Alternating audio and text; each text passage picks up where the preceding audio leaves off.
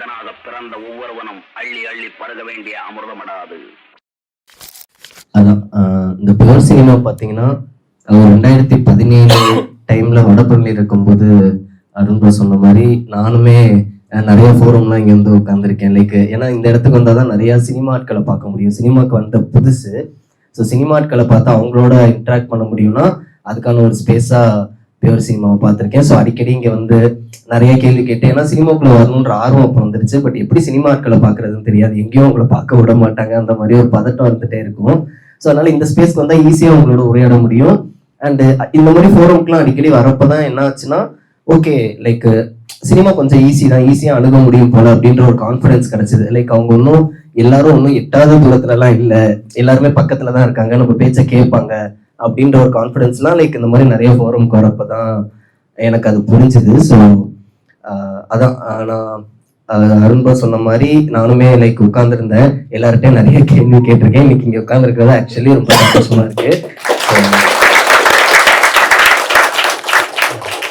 So அதுக்கு first உங்களுக்கு thanks bro. இப்படி ஒரு ஃபோரம் நீங்கள் ஸ்டார்ட் பண்ணி இப்படி பண்ணுறதே ஒரு பயங்கரமான விஷயம். நான் சொல்லுவேன், இது எல்லாரும் பண்ணுறது கிடையாது. இதுக்கு ஒரு தனி ஆர்வம் வேணும் கண்டிப்பாக. இதுக்கு ஒரு அதான் என்ன சொல்றது, இது சாதாரணமாக சொல்ல முடியாது. ஒரு பயங்கர இன்ட்ரெஸ்ட் இருந்து ஒரு பயங்கர பேஷனேட்டடாக இருந்தால் மட்டும்தான் இந்த மாதிரி விஷயங்கள் பண்ண முடியும். ஏன்னா இதுக்கு அவ்வளோ எஃபர்ட் போடணும். இதுக்கெல்லாம் எஃபர்ட் போட்டுன்னு எவ்வளவோ நாள் நமக்கு தோன்றதுக்கான வாய்ப்புகள் இருக்கு. பட் அதெல்லாம் தாண்டி இது ஒன்று பண்ணணும், எல்லாருக்கும் இது போய் சேரணும் அப்படின்னு நினைக்கிறது பயங்கரமான விஷயம். அதுக்கு பெஸ்ட் விஷயம். ஸோ நம்ம நிறைய மோஸ்ட்லி இன்டராக்டிவ் செஷனாக வச்சுக்கலாம். அதுக்கு முன்னாடி லைக் என்னோட சினிமா ஜேர்னி, நான் எப்படி சினிமாவுக்கு வந்தேன், இந்த படம் பண்ணேன்றத ஒரு சின்ன ப்ரீஃபா சொல்லிடுறேன். அதுல ஏதாவது ஒரு சில விஷயங்கள் உங்களுக்கு பயன்பட்டுச்சுன்னா கண்டிப்பா எடுத்துக்கோங்க. நான் என்னுடைய ஜேர்னியை மட்டும் சொல்றேன். ஒவ்வொருத்தருடைய ஜேர்னியும் ஒவ்வொரு மாதிரி இருக்கும் ஆப்வியஸா. ஸோ பேசிக்கா நான் இன்ஜினியரிங் தான் படித்தேன். நான் திருச்சியில இன்ஜினியரிங் படித்தேன். திருச்சியில மூகாம்பிகை காலேஜில் படித்தேன். எங்க காலேஜே பார்த்தீங்கன்னா இந்த வாரணமாயிரத்துலலாம் கௌதம் மேனன் சார் வந்து சூர்யாவை படிக்க வச்ச அந்த காலேஜ் தான் எங்க காலேஜோட அலுமினி கௌதம் மேனன். ஸோ எங்க காலேஜுக்கு இருக்கிற ஒரு கெத்தா நாங்க சொல்லிக்கிற விஷயமே அதுதான், கௌதம் மேனன் படிச்ச காலேஜ் அப்படின்னு சொல்லிட்டு. ஸோ மூகாம்பிகையில தான் படித்தேன். இன்ஜினியரிங் முடிச்சுட்டு நான் ஹெச்ஏல வந்து ஒர்க் பண்ணேன். ஹெச்ஏல ஒரு 2 மாசம் ஒர்க் பண்ணேன். ஒர்க் பண்ணும்போது லைக் தெரிஞ்சிருச்சு, ஓகே இது வேலைக்கு ஆகாது. நான் ஒர்க் பண்ணும்போது அது சில பேருக்கு ஒர்க் ஆகலாம். இப்போ என்னோட ஃப்ரெண்ட்ஸ் எல்லாமே சந்தோஷமா தான் ஐடியில் ஒர்க் பண்றாங்க, அதை நான் குறையா சொல்லலை. பட் எனக்கு அது செட் ஆகல. அந்த ஒரு 9 to 5 ஜாப் ஒரு மாதிரி வெளி உலகத்தோட நான் ரொம்ப டிட்டாச்சா இருக்கிற மாதிரியே ஃபீல் பண்ணிட்டு இருந்தேன். ஏதாச்சும் ஒன்று பண்ணுமேடா அப்படின்னு சொல்லிட்டு. ஸோ அப்போதான் சினிமா ஆர்வம் அதுக்கு முன்னாடி வந்துருச்சு. சினிமா ஆர்வம் நான் ஒரு சில இன்டர்வியூஸ்ல சொல்லியிருக்கேன். நான் 7G படம் பார்த்ததுல இருந்து எனக்கு ஒரு சினிமா ஆர்வம். செல்வராகவன் சார் இல்லைன்னா ஆக்சுவலி நான் சினிமாவுக்கு வந்திருக்க மாட்டேன். அந்த மாதிரி தான் எனக்கு ஒரு மாதிரி ஐடியலா நான் அவரை பார்ப்பேன். ஸோ அந்த மாதிரி ஒரு காலகட்டத்தில் இருக்கும்போது லைக் அகெயின் ஒரு சின்ன பயம் இருக்கும்ல, சினிமாக்குள்ள வரணும்னு ஆசை வந்துருச்சு. பட் எப்படி போறதுன்னு தெரியாது. அதுவும் நான் சென்னை மாதிரி ஒரு ஊர்ல இருந்தா கூட ஓரளவுக்கான ஒரு எக்ஸ்ப்ளோரேஷன் இருக்கிறதுக்கான வாய்ப்புகள் இருக்கு. நான் திருச்சியில இருக்கேன். ரொம்ப அப்படியே சினிமாவை டிவிலையும் தியேட்டர்லையும் மட்டும் தான் பாக்குற ஜோன்ல இருந்தேன் அந்த டைம்ல. ஸோ என்னடா பண்ணலாம் அப்படின்னு சொல்லிட்டு யோசிக்கிறப்ப வேற வழி இல்லை. சரி ஓகே இன்ஜினியரிங் படிச்சலாம். அந்த டைம் தான் கார்த்திக் சுப்ராஜ் சார், நலன்குமார் சாமி எல்லாம் இன்ஜினியரிங் படிச்சவங்க எல்லாம் ஃபிலிம் மேக்கர்ஸா வந்தாங்க. ஸோ சினிமாவில் வரத்துக்கு இன்ஜினியரிங் தான்டா அப்படின்னு நினைச்சுக்கிட்டு ஓகே இன்ஜினியரிங் படிச்சிடலாம் அப்படின்னு சொல்லிட்டு தான் இன்ஜினியரிங் படித்தோம். ஸோ படிச்சு முடிச்சுட்டு அதுக்கப்புறம் சென்னை வந்து ஒர்க் பண்ணப்போ ரொம்ப கான்ஃபிடென்ட்டா தோணிருச்சு, இல்லை இது நமக்கு வேலைக்கு ஆகாது அப்படின்னு சொல்லிட்டு. ஸோ அந்த டைம்ல தான் வேலையை குவிட் பண்ணிட்டேன்னா ஆக்சுவலி அப்ஸ்காண்ட் ஆயிட்டேன். ஒரு 6 மாசம் பாண்ட், 6 மாசம் கம்பல்சரி ஒர்க் பண்ணணும். நடுவில் நம்ம அப்ஸ்காண்ட் ஆயிட்டேன்னா மறுபடியும் HCL பக்கமே போக முடியாது. ஒரு பயங்கர கான்ஃபிடன்ஸ் கிடைச்சிருச்சு. சரி ஓகே ட்ரை பண்ணலாம்டா அப்படின்னு சொல்லிட்டு வேலையை விட்டுட்டு சினிமாவுக்கு வந்தேன். சினிமாவுக்கு வந்து அப்ப நம்ம இந்த ஃபேஸ்புக்லாம் சினிமாக்களா தெரிஞ்சவங்களெல்லாம் நோண்டி ஃபாலோ பண்ணிட்டு இருப்போம். அந்த மாதிரி ஒரு அண்ணா ஒரு சில வருடங்களா ஃபாலோ பண்ணிட்டு இருந்தேன். சினிமாவுக்கு போறப்ப இவங்களோட ஹெல்ப் கேட்கலாம் அப்படின்னு சொல்லிட்டு. ஸோ அந்த மாதிரி ஒருத்தரோட ஹெல்ப் கேட்டு ஒரு சின்ன படத்துல ஒர்க் பண்ணேன். அந்த படம் அதுக்கப்புறம் ஒரு ப்ரீ ப்ரொடக்ஷன்ல இருந்துச்சு. அதுக்கப்புறம் நடக்கல. அதுக்கப்புறம் வேற ஒரு சின்ன படங்கள். ஸோ இந்த மாதிரி இனிஷியல் ஸ்டேஜ்ல பாத்தீங்கன்னா நிறைய இந்த மாதிரி தான் சின்ன படங்கள்ல ஒர்க் பண்றோம், அது நடக்காம போகுது. இந்த மாதிரியான ஒரு பேஸ்ல போய்கிட்டே இருக்கேன். அப்ப அகைன் ஒரு சின்ன பயம் வருது, சினிமா வேலைக்கு ஆகுமா, என்ன பண்றது அப்படின்னு சொல்லிட்டு. அந்த மாதிரி நேரத்துலதான் நிறைய ஃப்ரீ டைம் இருக்கும். அது ஃப்ரீ டைம் மட்டும்தான் இருக்கும் மோஸ்ட்லி. ஸோ அந்த மாதிரி டைம்ல சுத்தி இந்த மாதிரி எல்லா இடங்களுக்கும் பியூர் சினிமாக்கு வருவேன், நிறைய இடங்களுக்கு போவேன். இங்கிருந்து ஏதாச்சும் ஒரு வாய்ப்பு கிடைக்காதா, ஏதாச்சும் ஒரு இன்ஸ்பிரேஷன் நம்ம கிடைக்கும் அப்படின்னு சொல்லி நம்ம மோட்டிவேட் பண்றதுக்கான ஒரு ஸ்பேஸா எடுத்துக்கிட்டு நிறைய அந்த மாதிரி சுத்திட்டு இருப்போம். அண்ட் சொல்லி வச்ச மாதிரி திடீர்னு கொரோனா வந்துருச்சு. கொரோனா யாருக்குமே எல்லாருக்குமே ரொம்ப புதுசான ஒரு விஷயமா, என்ன பண்றதுன்னே தெரியல. அண்ட் அந்த கொரோனாவே லைக் நம்ம எல்லாத்துக்குமே அது ஒரு புதுசான விஷயம் இல்லை. என்னடா இப்படி ஒரு விஷயம் ஊருக்குள்ள நடக்குது அப்படின்னு சொல்லிட்டு ஊருக்கு அமுச்சு விட்டாங்கல்ல. நானும் திருச்சிக்கு போயிட்டேன். ஒரு 1.5 வருஷம் லைக் கொரோனா என்ன இதை ப்ராசஸ் பண்றதுலயே குவாரண்டைன்ன்றாங்க, அதுன்றாங்க, இதுன்றாங்க, இந்த ப்ராசஸ்லயே முடிஞ்சிருச்சு. முடிஞ்சு பார்த்தா ஒரு 2021 வந்துருச்சு. அகைன் சென்னைக்கு வரோம். சரி ஓகே கொரோனாவை முடிச்சாச்சு அப்படின்னு சொல்லிட்டு சென்னைக்கு வரேன்.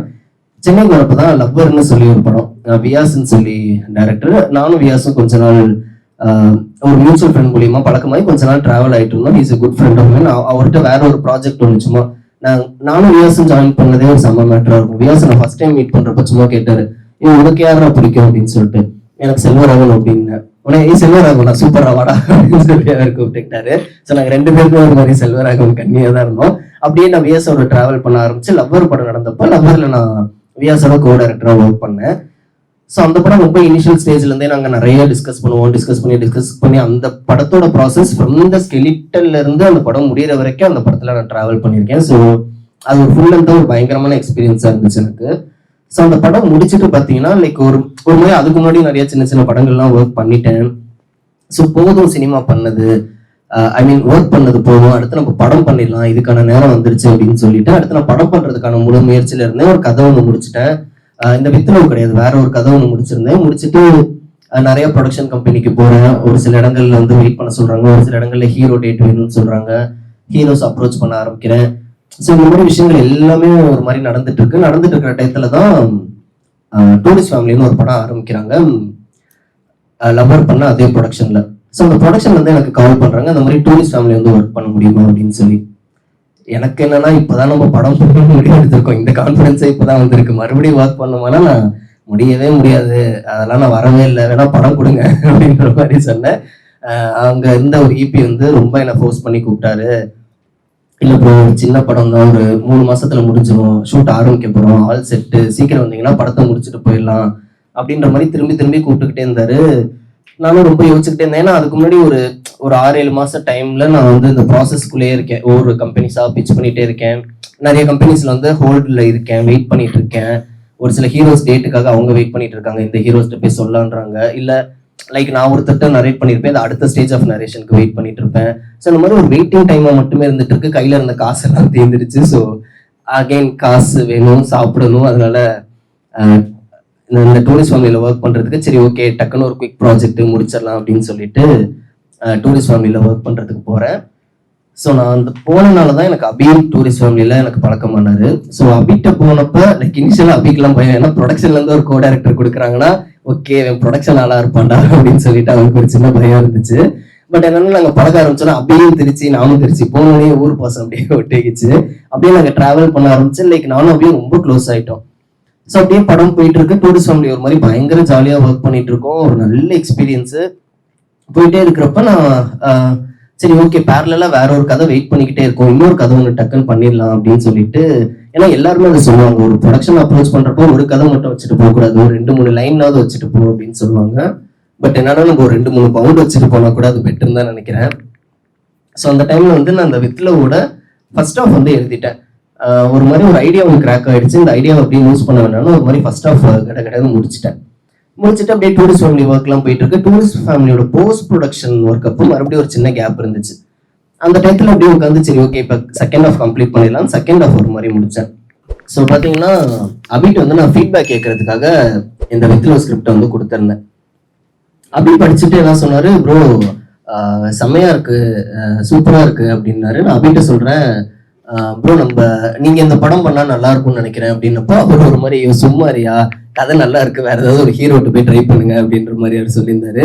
நான் சொன்னேன் ஓகே ட்ரை பண்றேன், பட் எனக்கு என்னமோ உங்களுக்கு இது நல்லா இருக்கும்னு தோணுது அப்படின்னு சொன்னேன். ஏன்னா அதை அவர்கிட்ட சொன்னேன்னா நான் டூரிஸ்ட் ஃபேமிலி ஒர்க் பண்ண போறப்ப அப்படியே எனக்கு நரேட் பண்ணாரு டூரிஸ்ட் ஃபேமிலி கதை.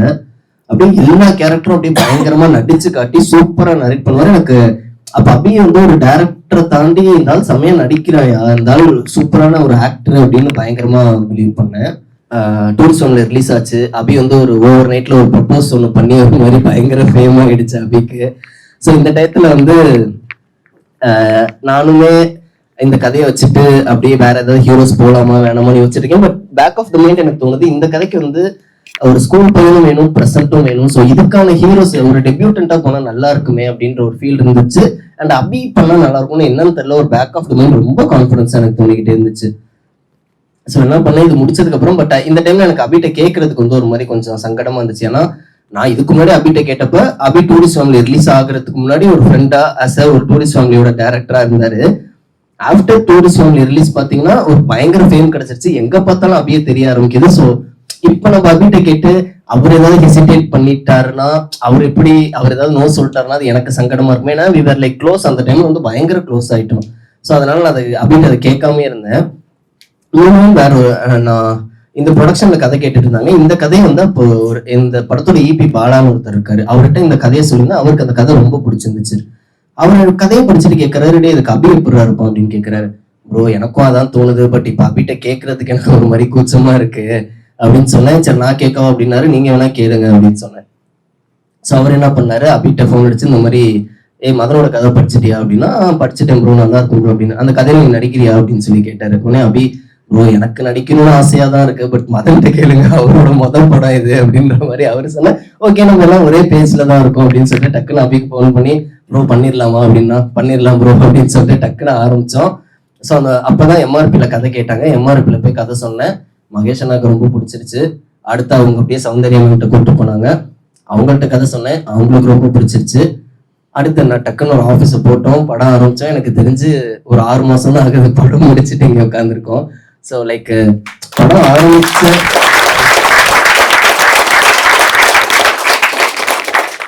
ஸோ இதுல நான் கத்துக்கிட்ட விஷயம் நான் என்னவா பாக்குறேன்னா, நான் ஒரு பாயிண்ட்ல வந்து ஒர்க் பண்ணது போதும், இதுக்கு மேல படம் பண்ணிடலாம் அப்படின்ற ஒரு கால்ல இருந்தப்ப என்னை வந்து இந்த டூரிஸ்ட் ஃபேமிலியில ஒர்க் பண்ண கூப்பிடல, அவ்வளவு ஃபோர்ஸ் பண்ணி என்ன கூப்பிடலன்னா நான் வந்திருக்க மாட்டேன். வேணாம்னு சொல்லணும் விட்டுருந்தா நான் எனக்கு அபியை மீட் பண்ணியிருந்திருக்க மாட்டேன். இந்த படம் நடந்திருக்குமான்னு எனக்கு தெரியல, மேபி வேற மாதிரி நடந்திருக்கலாம், பட் ஹைலி நடந்திருக்குமான்றது ஒரு கொஸ்டின். ஏன்னா ஹீரோஸை பிடிக்கணும், இந்த மாதிரி நிறைய விஷயங்கள் இருக்கு. ஸோ கன்சிஸ்டண்டா நம்ம ஒர்க் பண்ணிக்கிட்டே இருந்தோம்னா யாரோ ஒருத்தர் கண்ணுக்கு நம்ம தெரியப்படுவோம், ஏதோ ஒரு வகையில ஒரு விஷயம் நடக்கும் அப்படின்ற ஒரு விஷயத்த வந்து நான் பயங்கரமா கத்துக்கிட்டேன். எங்கேயும் ஸ்டாப் ஆயிடக்கூடாது அப்படின்னு. அதான் இது லைக் உங்களுக்கு அதான் பயன்பட்டு எடுத்துக்கோங்க. பட் என் லைஃப்ல நான் கத்துக்கிட்ட ஒரு முக்கியமான லெசன் தான் இந்த கன்சிஸ்டன்சியை பார்த்தேன். ஸோ அப்படிதான் இந்த வித் லவ் நடந்து முடிஞ்சு 3வது வாரம் இப்போ போயிட்டு இருக்கு. சந்தோஷம். நான் வந்து ஃபர்ஸ்ட் டைம் வந்து நான் உங்கள் வித்ல வந்து ட்ரைலர் பார்த்தேன். எனக்கு வந்து ஃபர்ஸ்ட் அப்படி ஹானஸ்ட்லி பார்க்கும்போது சரி கொஞ்சம் சிம்பிளாக இருந்துச்சு, காலேஜ் இது. அப்புறமா ஓடிடியில் பார்த்த மாதிரி தான் நினச்சேன். அப்புறமா ரிவ்யூ வர எனக்கு வந்து சரி போய் பார்த்துலான்னு ஒரு ஈகர்னஸ் வந்தது. சரின்ட்டு நான் தேட்டரில் போய் பார்த்தேன். எனக்கு ஃபர்ஸ்ட் டைம் எனக்கு தனியாக தான் போய் பார்த்தேன், ரொம்ப பிடிச்சிருந்துச்சு எனக்கு. எஸ்பெஷலி அந்த சீன் சொல்லணும்னா அந்த பஸ் சீன் இல்லை, அதில் ஒரு பிஜிஎம்மே போட்டு ஒன்று எலிவேட் பண்ணியிருப்பாங்க, அது எனக்கு ரொம்ப பிடிச்சிருந்துச்சு. அண்ட் மோரோவர் வந்து அந்த அனுஸ்வரா இருக்கிறாங்கல்ல, அவங்க வந்து ஸ்கூல் டைமில் வந்துட்டு இந்த மாதிரி எக்ஸ்ட்ரோவர்ட்டாக இருப்பாங்க, பயங்கர எக்ஸ்ட்ரோவர்ட்டாக இருப்பாங்க. ஸோ அவங்க தான் வந்து அந்த அப்புறமா வந்துட்டு இன்ஃப்ளூயன்சராக இருக்கிறதுக்கு இருக்கிறாங்கன்ற போது எனக்கு அவ்வளோ சாட்டிஸ்ஃபேக்ஷனாக இருந்துச்சு அந்த scene. So overall firstly heartily congratulations for success. So என்னோட ஒரு சிம்பிள் கேள்வி என்னன்னா, நான் வந்து ரீசெண்டாக ஒரு இன்டர்வியூவில் பார்த்தேன், உங்களுக்கு வந்து ஒரு 2 வீக்ஸில் அந்த மாதிரி முடிச்சிட்டுன்ற மாதிரி ஒரு சொல்லியிருந்தீங்க பவுண்ட் ப்ராசஸ்ஸு. பட் ஆனால் இது குவிக் தான். பட் இப்போ லொகேஷன்லாம் பார்த்தீங்கன்னா கொஞ்சம் நல்லா ஸ்பீடாக பண்ணுவாங்க. பட் ஆனால் இது ரொம்ப சூப்பர் ஃபாஸ்ட். இது எப்படின்னு ஏதாவது ஒரு மேஜிக் ஏதாவது உங்களால் முடிஞ்ச ஒரு இதான் அந்த அபி பார்த்த வேலை, ஏதோ ஒரு இன்டர்வியூல அபி 2 வாரத்தில் இருந்தாலும் கதையை முடிச்சிட்டான் அப்படின்ட்டாரு. ஆக்சுவலி என்னோட ரைட்டிங் ப்ராசஸ் பார்த்தீங்கன்னா நான் எப்படி எழுதுவேன்னா, இந்த வித்லவ்லேயே சொல்றேன், வித்லவ் வந்து இன்டர்வல் பாயிண்ட் தான் எனக்கு ஐடியா. ஒரு 2 பேர் ஒரு அன்எக்ஸ்பிரஸ்டான லவ் 2 பேருக்கு இருக்கு, அவங்க 2 பேர் போய் மீட் பண்ணா எப்படி இருக்கும் இப்படின்ற ஒரு ஐடியா ஒன்று தோணிடுச்சு. ஸோ ஓகே இதை வச்சுட்டு ஒரு கதை பண்ணலாம் அப்படின்னு சொல்லி ஆரம்பிச்சேன். ஸோ இப்படி ஒரு ஐடியா தோணிடுச்சுன்னா இவங்க 2 பேரோட லவ்வை காட்டணும். ஸோ ஃபர்ஸ்ட் ஆஃப்ல ஸ்கூல் காட்டலாம், காலேஜ் காட்டலாம். பட் என்னன்னா இவங்க 2 பேருமே அங்க வந்துதான் நீயா இப்படி பாத்துக்கணுன்ற மூமெண்ட். ஸோ வந்து கொஞ்சம் டைம் பின்னாடி இருக்கலாம் அப்படின்னு சொல்லிட்டு ஸ்கூல்ல நான் ஃபிக்ஸ் பண்ணிட்டேன். ஓகே ஸ்கூல் காட்டலாம். பிளஸ் எனக்கு பர்சனலா ஸ்கூல் லைஃப் நிறைய மெமரியில இருந்துச்சு. ஸோ அப்படின்றப்ப நம்ம நிறைய விஷயங்கள் ஞாபகம் இருக்கு, இந்த வேர்ல்டை எக்ஸ்ப்ளோர் பண்ணலாமே அப்படின்னு சொல்லிட்டு நான் ஸ்கூல் அதை ஃபிக்ஸ் பண்ணிட்டேன். ஸோ ஃபிக்ஸ் பண்ணோன்னா என்னோட ரைட்டிங் ப்ராசஸ் எப்படி இருக்குன்னா, நான் மொதல் சீன் எழுத ஆரம்பிக்கிறேன்னா நான் அடுத்த சீன் என்னன்னு எனக்குமே தெரியாது. நான் பீட்ஸ் போட மாட்டேன், இதுன்ட்டு. ஸோ எனக்கு இன்டர்வல் பாயிண்ட் தெரியும், இந்த இன்டர்வல் பாயிண்ட்டுக்கு தான் அரைவ் ஆகணும்ட்டு. ஸோ அப்படியே நான் ஒரு ரைட்டிங் ஃப்ளோல தான் எழுத ஆரம்பிச்சேன். நான் ஒரு ஃப்ளோல எழுதும்போது தான் எனக்கு அதுல தினேஷ்ன்ற ஒரு கேரக்டர் வராங்க, கிளின்டன்ன்ற கேரக்டர் வராங்க. எல்லாமே என்னோட ரைட்டிங் ஃப்ளோ நான் பிலீவ் பண்ணுவேன். பீட்ஸ் போட் அது என்னோட பழக்கம், அது கரெக்டானு தெரியல. ஸோ அப்படி எழுதுறப்ப ஒரு ஃப்ளோவை பிடிச்சேன். அந்த ஃப்ளோ அப்படியே என்ன கூட்டிட்டு போச்சு. ஒரு பாயிண்ட்ல சத்யாவோட கதை முடிஞ்சிச்சு. அடுத்து அதே ஃப்ளோவில் உட்காந்தேன். மோனிஷாவோட கதை அப்படியே எழுத ஆரம்பிச்சேன். ஒரு ஃப்ளோவில் வந்து இன்டர்வல் பாயிண்ட்டை நோக்கி வந்துட்டேன். மோர் ஆர்லெஸ் ஒரு 5 to 6 daysல இந்த ப்ராசஸ் எனக்கு முடிஞ்சிருச்சு. முடிச்சுட்டு படிச்சு பார்த்தேன். எனக்கு ஒரு மாதிரி இன்ட்ரெஸ்டிங்காக தான் இருந்துச்சு. பரவாயில்ல, நல்லா இருக்கே, ஒரு லைஃப் இருந்த மாதிரி நான் அதை ஃபீல் பண்ணேன். ஸோ முடிச்சுட்டு அப்படியே வச்சுட்டு அதுக்கப்புறம் டூரிஸ்ட் ஃபேமிலி ஒர்க் பண்ணிட்டு இருந்தேன். அதுக்கப்புறம் டூரிஸ்ட் ஃபேமிலி முடிய போற தருவாயில ஓகே இதுவும் முடிய போகுது, அடுத்து இந்த கதை ஒரு மாதிரி நல்லா வந்திருக்குன்னு ஃபீல் ஆயிடுச்சு. சரி ஓகே செகண்ட் ஹாஃப் முடிக்கலாம் அப்படின்னு சொல்லிட்டு எடுத்தேன். எனக்கு செகண்ட் ஹாஃப் என்ன பண்றதுன்னு தெரியல. இது என்ன மாதிரி வேணா கொண்டு போகலாம் செகண்ட் ஹாஃப். இது ஒரு ஓமை கடவுளை மாதிரி ஒரு அப்படியே ஒரு ஜேர்னியா கூப்பிட்டு போகலாமா? ஸோ இந்த மாதிரி நிறைய என்னென்னமோ யோசனை. ஸோ ஓகே அப்படின்னு சொல்லிட்டு ஒரு பாயிண்ட்ல சரி எழுத ஆரம்பிப்போம் அப்படின்னு சொல்லிட்டு அதுவும் எழுத ஆரம்பிச்சேன். அதுவும் ஒரு ஃப்ளோல அப்படியே போக ஆரம்பிச்சேன். எனக்கும் தெரியாது செகண்ட் ஹாஃப்ல கிளைமேக்ஸ் இதான் கிளைமேக்ஸ் எழுத போகுதுன்னு எனக்கு தெரியாது. அந்த காஃபி ஷாப் சீன் வரப்போகுதுன்னு எனக்கு தெரியாது, அனிஷா சீனு. ஸோ ஒரு ஃப்ளோல அப்படியே எழுத ஆரம்பிச்சேன். அந்த ஃப்ளோ ஒரு இடத்துக்கு அப்படியே கூட்டிட்டு போச்சு. அதை பிலீவ் பண்ணி அப்படியே போனேன். அதுவுமே ஒரு 1 weekல முடிச்சுட்டு ஓவராலா வச்சு படிச்சு பாக்குறப்ப நம்ம ஃப்ரெண்ட்ஸ்ல தான் சஜஷன்ஸ்க்குலாம் கொடுப்போம். ஸோ அந்த மாதிரி கொடுத்து எல்லார்ட்டையும் கேட்கறப்ப இது எல்லாருக்குமே ஒர்க் ஆச்சு. இது கரெக்டா இருக்கு, ஒரு அலைன்மெண்ட்ல இருக்கு, இதுல ஒரு கொஹரன்ஸ் இருக்குன்னு எல்லாமே ஃபீல் பண்ணாங்க. ஸோ ஓகே நான் ஒரு ஃப்ளோ பிலீவ் பண்ணேன், அது மற்றவங்களுக்கும் ஒர்க் ஆச்சு. ஸோ அதனால இதை உங்க கேள்விக்கு பதிலாக 2 வாரம்ன்றது கண்டினியூஸாலாம் எழுதல. ஒரு வாரத்துல ஃபர்ஸ்ட் ஹாஃப் முடிச்சேன், ஒரு பெரிய கேப், அதுக்கப்புறம் ஒரு மாதிரி செகண்ட் ஹாஃப் முடிச்சேன். அப்படிதான் அந்த 2 வாரம். ஆக்சுவலா இது நீங்க எனக்கு ஒரு வகையில் இன்ஸ்பிரேஷன் சார். நான் என்னோட ஷார்ட் ஃபிலிம் இந்த மாசம் தான் ஸ்டார்ட் பண்ணேன். பண்ணலாமா வேணாமான்னு இருக்கும்போது அது ஒரு லவ் ஷார்ட் ஃபிலிம் தான். நம்ம படம் பார்க்கும்போது எனக்கு ஒரு மோட்டிவ் கொடுத்துச்சு.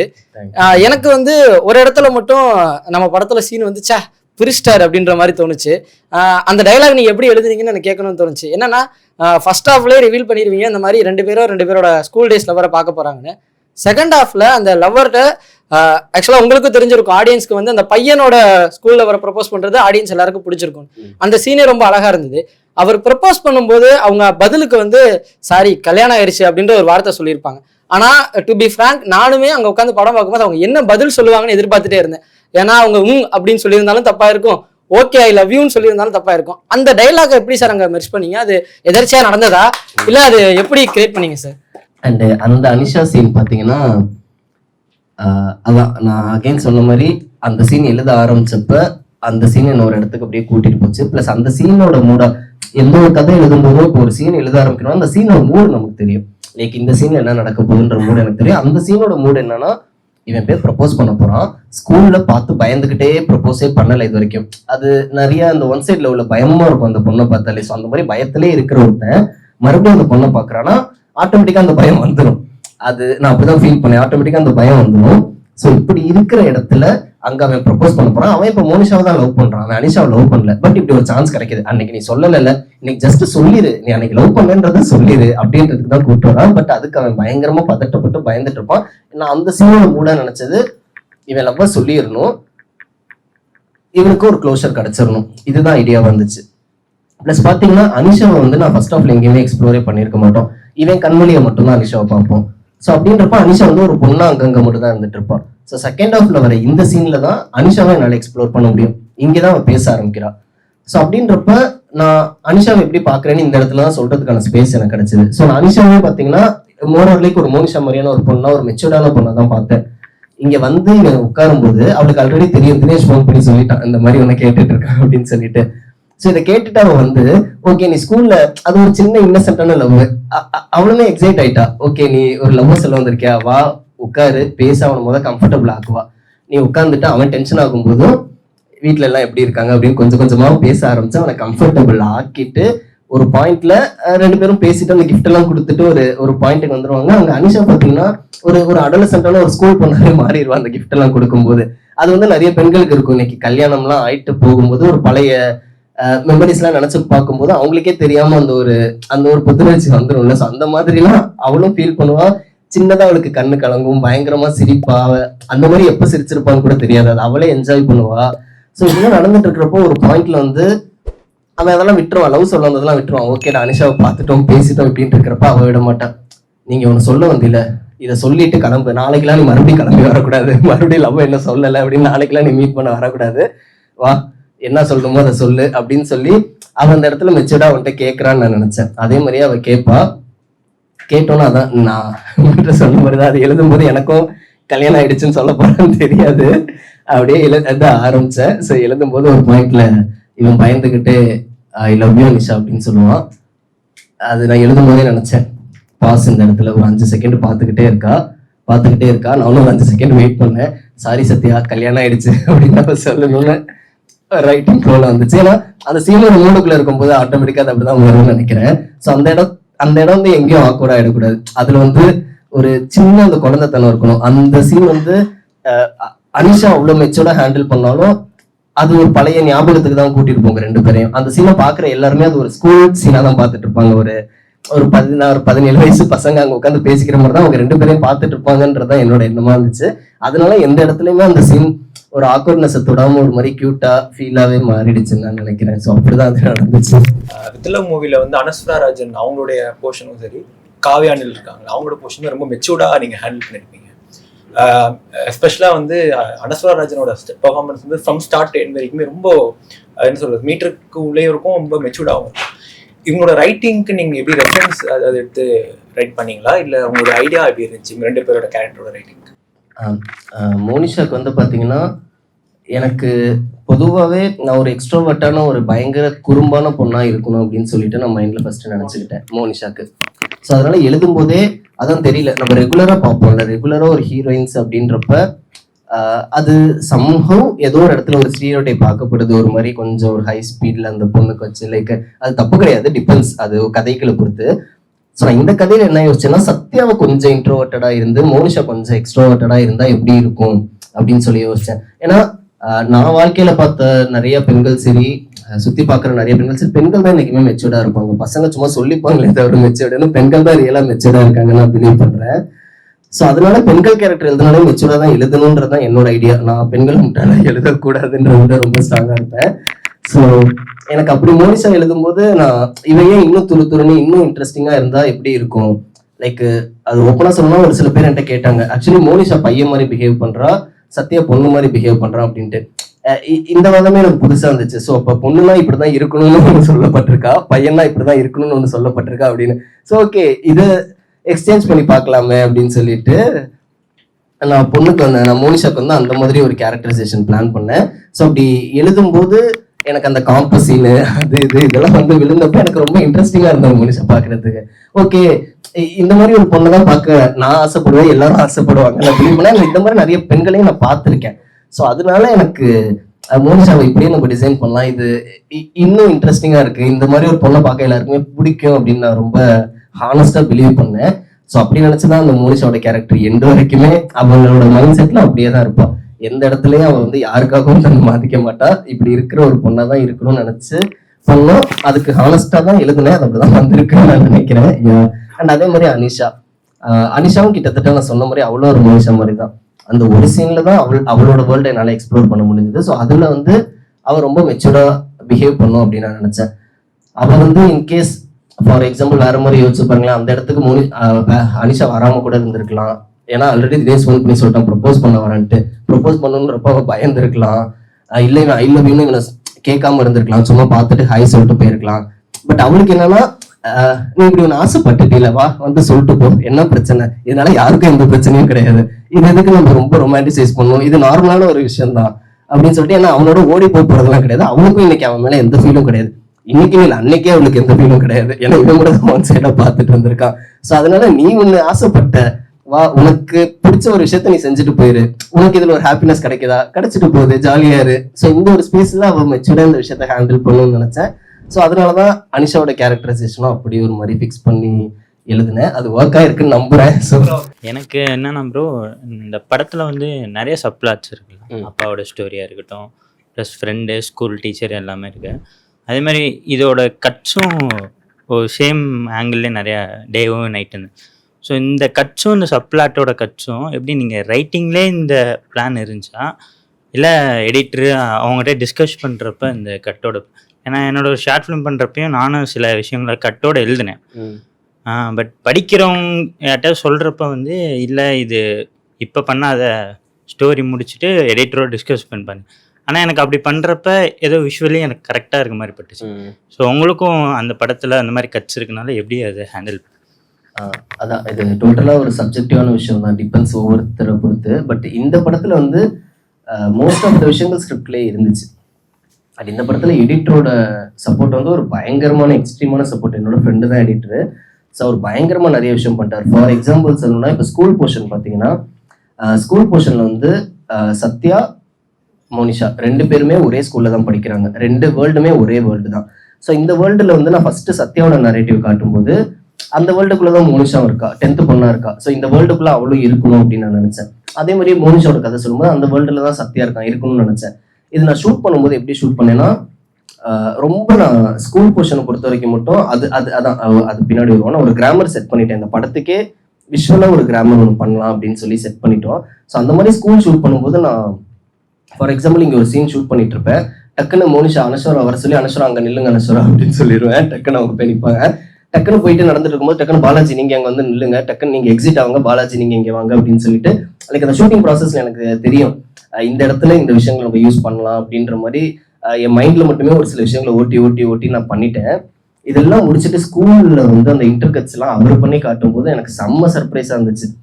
லைக் நம்ம நிறைய எடுத்துட்டோம், அதெல்லாம் ரொம்ப கான்ஷியஸாக எங்கெங்கே வேணும் அப்படின்றத பொறுத்து அழகாக சூப்பராக வச்சுருந்தாரு. அது ஒரு மாதிரி எடிட்டரோட விஷயமும் நிறையா இருந்துச்சு இதில்.